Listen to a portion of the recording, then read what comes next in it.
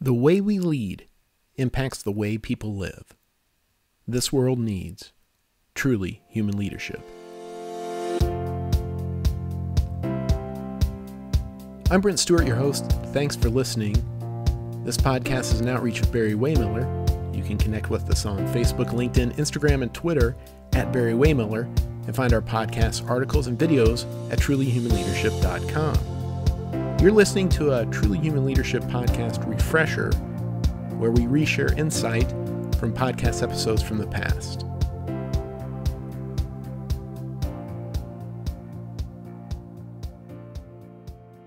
I want to start out today's show by reading a short excerpt from The Optimistic Workplace, the book written by our guest today, Shawn Murphy. Workplace optimism thrives when people understand why they show up to work. Not only is the purpose and meaning of work important, but so too are the personal implications. Achieving this is a seismic shift for many leaders. This shift requires that we reevaluate and deepen our understanding of why team members show up to work daily. Certainly for some, it's a means to an end. For those who generate the greatest value for the organization, their performance is driven by a profound need to understand why their work matters and how their life will be improved having invested their time and talents for your cause. The opportunity costs are too great to do work that doesn't matter. Personal expression through work is a major contributor to your employees' well-being. Doing work that matters facilitates the expression of one's talents. It leads to optimal performance for those who believe in their purpose and find meaning in their work and life. Sounds familiar, doesn't it? It could fit right into one of the chapters of our CEO Bob Chapman's book, Everybody Matters: The Extraordinary Power of Caring for Your People Like Family. Shawn Murphy is the co-founder of Switch and Shift, an organization dedicated to the advancement of organizational practices for the human side of business. Just like us at Barry-Wehmiller, Shawn believes that everyone wants to know that who they are and what they do matters, and that is the key to understanding just how businesses can be transformed to be a force for good. On this episode of Everybody Matters, Barry-Wehmiller's global messaging leader, Mary Rudder, and I talked to Shawn about how he developed the ideas he regularly writes about on Switch and Shift that also became the basis for his book, The Optimistic Workplace. What did Bob Chapman try to get you to promise when it came to writing your book? So Bob and Mary and I had a conversation, I'd say it's a little over a year ago. And as you know, Bob has a certain word that he absolutely despises, and it's the word manager. So he said to me, he said, "Shawn, I want you to promise me that you won't use the word manager in your book." And I said, "Bob, I'll tell you what." And he laughed. I said, "I will do that if you promise to do the same in yours." And he said, "Deal."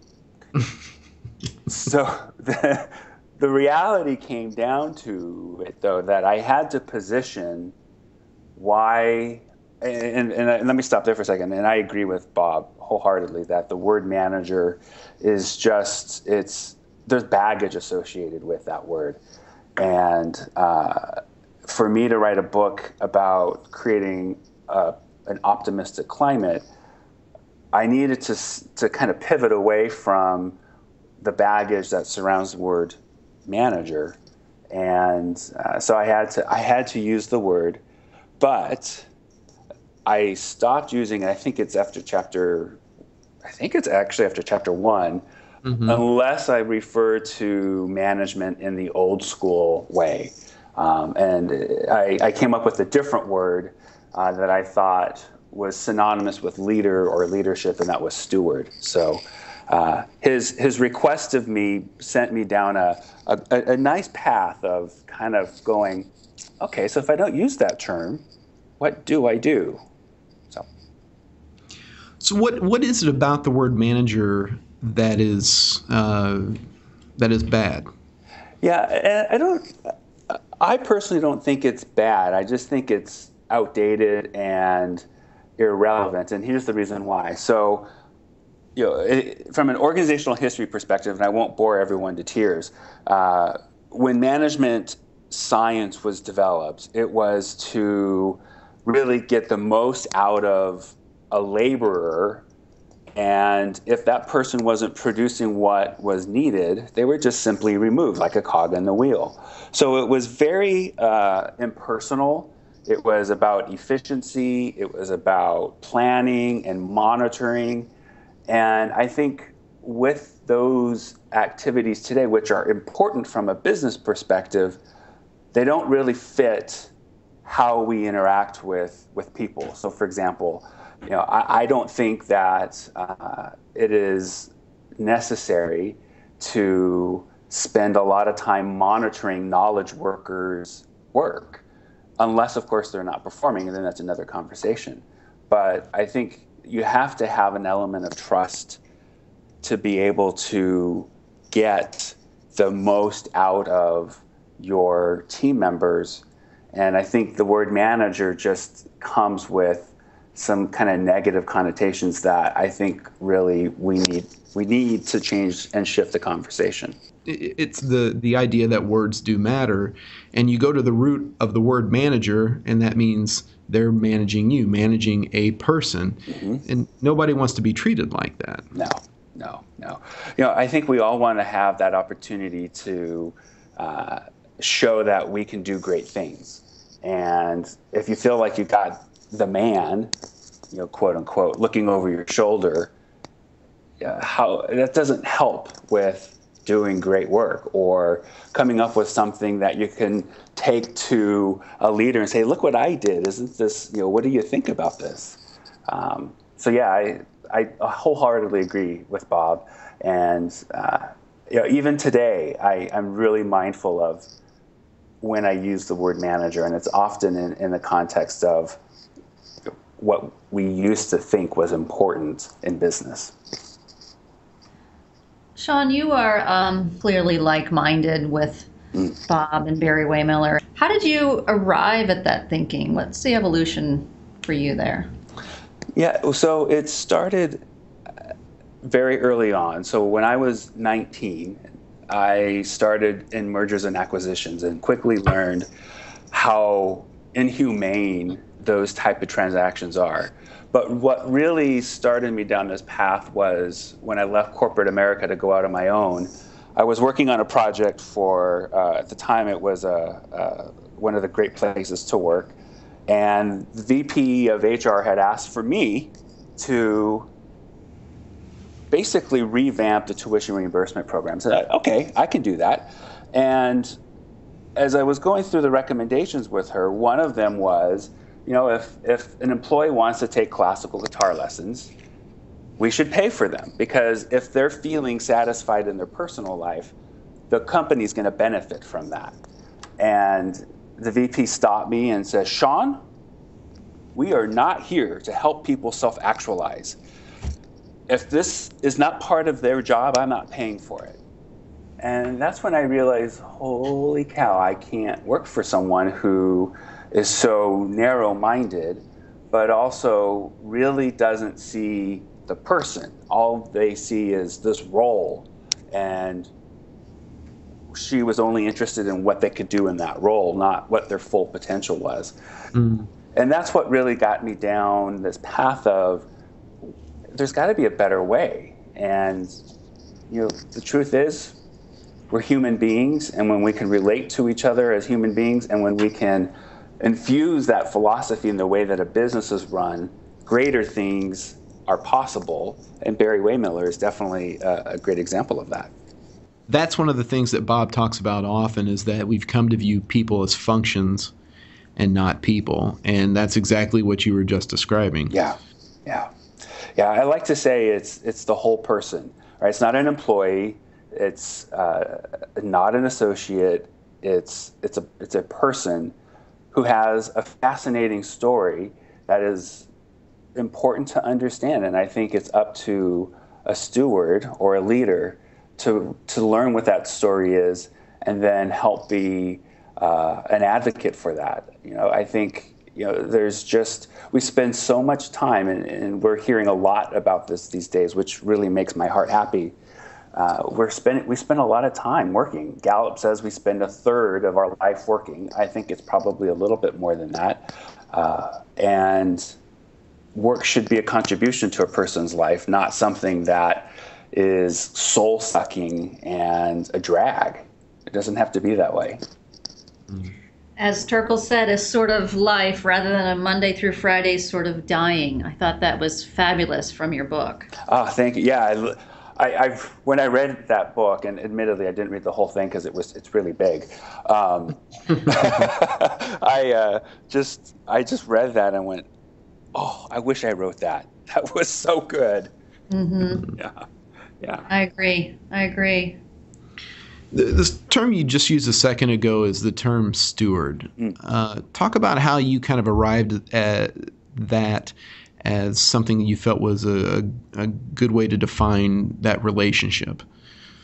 Yeah, so a couple things. So I'm not the first person to use it. Peter Block wrote a book called Stewardship around this. Gary Hamel, who is one of my favorite thought leaders in reinventing, he calls management what we would probably call something else.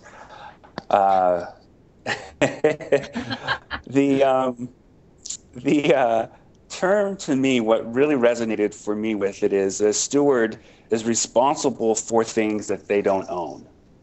And a steward in the work context, I have 4 people on my team. And I don't own them, but I am responsible for helping them do their work and to do it to their best ability. And so it just really seemed a natural fit to help point out and illustrate the importance of creating optimism in the workplace. Yeah, that's a term we use frequently around here. We are stewards of the lives entrusted to us, which is exactly what you're describing. Yeah. In fact, I think I quoted Bob on that in the book, if I remember correctly. Let's hear the passion come through your voice for the book that you just finished and are anxiously awaiting to be released. Let's hear it. Yeah. Wow. So, the story that I like to tell people is, imagine going to work and you walk into your office and the first thing you feel is, I really like this place. I like the people I work with. I get to do really good work. I'm a part of something that's bigger than me. And what was fascinating about that kind of reaction was that it's totally within the control of that team member's immediate manager. And so as I thought about that, this is really where optimism can start to emerge. And it's not that I have to be an optimistic person or that I'm a pessimistic person, but it's what the vibe of the workplace is. And as I was writing it, I actually learned that there is a whole body of research out there that points to this element of optimism, and they call it climate. And the more I read about it, the more excited I got, because it basically says, the research says that there's culture, which is how things get done around here at the workplace, and then there's climate, which is how it feels to work somewhere. And the manager has the greatest influence, and I just said the word there, sorry, Bob. The leader has the greatest influence on the climate, and the climate has the greatest influence on performance. So it to me, it was an exciting insight to realize that, wait a minute, it doesn't have to be this drag of a place that we call work. It could be something that is fulfilling and purposeful and meaningful, but it takes an intentional effort from a leader's perspective to say, okay, I am going to help make this experience worth my employees' time, worth my associates' time. I like to say team members, because together they work to accomplish whatever the business needs them to accomplish. So it just really was a fun exploration on an initial idea that said, hey, how do we help turn around this decades of bad engagement numbers, and how can we give a leader something tangible to turn their workplace into something that's positive. So that really just got me excited, and it also really resonated with my experience with working alongside leaders when they were going through mergers and acquisitions, because they realized that if they themselves were depressed or grieving the loss of their old organization as they were folded into a new one, they were setting the tone for their team, and they didn't want to set a negative tone. They wanted it to be something that was positive. And what's great about this is that it's totally, like I said, within the control of that leader's influence. Mm-hmm. You made a really interesting statement there earlier about the difference between culture and climate. I don't know that people really make that distinction very often. Yeah. Well, oftentimes what we find is climate is collapsed into what culture is. And, culture, what's so difficult about it is that it's intangible, as is climate. But it's more intangible, and it's really embedded in the bedrock of an organization, and it's difficult to shift.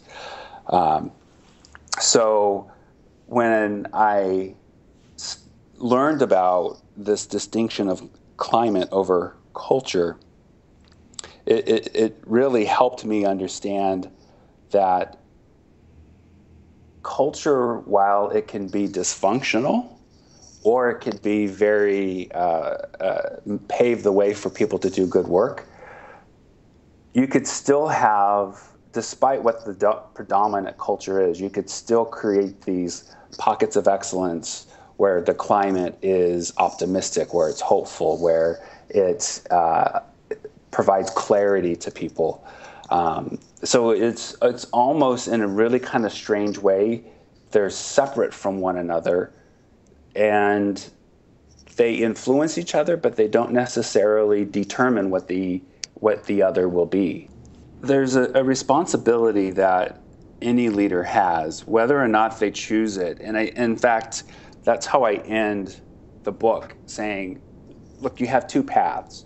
You can continue down this path of not doing anything, or you can choose to say, I'm going to do something about this. I'm going to create something, a climate that allows for my people to show up to work and feel valued, to realize what their potential is, and even dare to say, feel like it's a family. And I know that's very important to you at Barry-Wehmiller.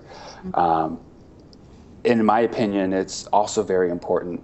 So I think it boils down to a choice, and it doesn't matter what the climate is or what the culture is. A leader can really choose to shift it, even if it's good, going from good to great. Hey, there's nothing wrong with that. How did you uncover the companies that you showcased in the book? Well, the good thing is, having been in the leadership space through the blog, through Switch and Shift, we started to learn about these other companies. So, for example, how I learned about Barry-Wehmiller was Bob actually reached out. For Luck Companies, which is, they're just outside of Virginia, Richmond, Virginia, the chief leadership officer was a friend of mine. And as I started to learn about what they were doing with values-based leadership, it's like, this is exactly what I'm talking about here. And some of the others, quite frankly, they were brought to my attention by my colleagues. Menlo Innovations, which is a software development company in Ann Arbor. I learned about Bamboo HR, which is a startup in Utah, through an article that featured their anti-workaholic policy. So it just, for me, with that one, it was like a big beacon saying, hey, come check me out. And when I talked with the founders, it's like, yeah, I've got to include them in the book. I got to go spend some time with them as well. Part of the work that we do at Switch and Shift is we consult with organizations and help them humanize their workplace, whether it be their business model or their practices. And I would say that having spent the better part of a year writing the book and longer thinking about these different ways, it just helps me see what's possible for organizations that don't currently have it and help them get closer to what I'm writing about or what Bob is writing about or what Simon Sinek is writing about. So I don't see it as that's wrong and you suck. It's like that's wrong and, hey, we can get you closer to something that is certainly more fulfilling than the kind of 9-to-5 dying. Let's go back to the title of the book, The Optimistic Workplace. Explain that a little bit more, why that you chose that as a concept and what that means to you. Yeah, so The Optimistic Workplace is about hope. It's about potential. And as I thought about in conversations with the publisher, what we realized was that we needed to give this different way of understanding organizational life. We needed to give it a name that would, one, to be candid, would help sell the book, right? But two, that really, and more importantly, really captured the essence of what are we trying to get people to accomplish here? There's a large group process called appreciative inquiry, and where basically what that's about is when you interact with a large group and you start off on a positive note, it's going to help shape the conversation in a positive way. And I felt that was important in this conversation around shifting the climate of the workplace rather than saying it's awful, duh, we all know that. It's here's what it can be. And so that's why we felt that the title was important to be forward-looking, hopeful, and filled with potential. And I've been asked this from time to time, and it's, so what if somebody just wants to do great work and leave and not really think about work when they go home? And what if they're pessimistic people, or they tend to be attracted to the negative? Is there room for them in organizations like Barry-Wehmiller? Is there room for them in the optimistic workplace? And ultimately, I've decided that the answer is yes. Sure, there are some people that just won't thrive in these type of environments, but I think human nature predisposes us to want to be part of something that is meaningful. I think, unfortunately, a lot of us have grown a little weary, and there's plenty of stories out there to paint how horrible life is. But I think that's just a surface level look at what's going on. And I think people, employees, associates, team members, whatever word you want to use, are just waiting for someone to wake them up and say, wait, no, there's something else here. It's not just doom and gloom and disengagement and dissatisfaction and apathy. Sure, those things are there, but it can be something different. It could be something that is positive, optimistic, hopeful. But you have to be willing to look for it. Even the pessimists, so to speak, want to work toward a common good. Yeah. They just don't want to perhaps be a cheerleader for it. Right. But they, in their own space, want to continuously improve. They want to do quality work. I mean, nobody, pessimist or optimist, wants to spend their time on something that doesn't add value. That's right. That's right. And that speaks to the fact that we're all people. That's one of the things that we're talking about here, that we're not functions, we're people. And people have different personalities. People have, like you said, different stories, different opinions, different life experiences that make them different. Yeah, yeah. And we need to be able to recognize those differences to successfully connect with people. Though my inclination is to be an optimist, I still find great value in listening to someone who is the opposite of me. And there's something to be learned from everyone. But I think the point here is, or what I'm trying to stress is, there's room for optimists, pessimists, skeptics in positive organizations. If we don't allow for that diversity, then it just kind of becomes this surface level Pollyanna. In the book I write about, this country club effect where everybody just thinks everything's grand and we're not paying attention to the ugly side of business, because that's what we have to remember. This is in the context of running a business, and it doesn't always fit beautifully together. One thing I wanted you to address is there's a part of the book where you talk about how optimistic climates don't follow a people-first philosophy, and then they also don't follow a profit-first philosophy either. Can you explain that a little bit? Yeah, so that was probably one of the big shockers for me in the book, because I went into the interviews with the assumption that these organizations work from a people-first philosophy. And when I was talking with, it was an interview at Hope Lab, I was talking with the gentleman, and I said, so what are the advantages of a people-first philosophy? And he said, well, what does that mean? And so I explained it to him, and he said, well, we're not a people-first philosophy. We don't have that philosophy. We're the work first. And he said, well, no, it's not the work. It's really the purpose. And he said, really, they're all important. And it just kind of struck me as